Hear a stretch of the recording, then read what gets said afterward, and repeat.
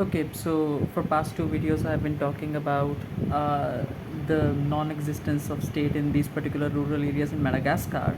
The question comes up, so what does it all mean? Like, could it be that Malagasy people just have a very different conception of state altogether than the rest of the world?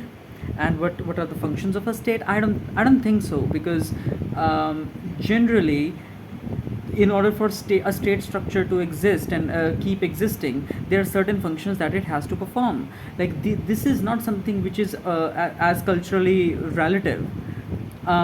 Something else seems to be happening, and according to David Graeber has offered his own hypothesis for what could be happening here. According to him, confronted with someone bent on imposing unwanted authority, a typical Malagasy response will be to agree heartily with whatever demands that person makes, and then as soon as they are gone, to try and go on living one's life as if that encounter just had not happened, that as if someone had not just imposed certain restrictions upon them. They will pretend that, yeah, please, I'll do as whatever you're saying. I recognize you as authority. Like they will we I recognize you.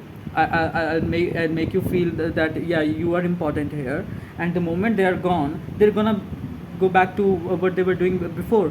And something along these lines is often considered a typical peasant strategy, according to Graeber.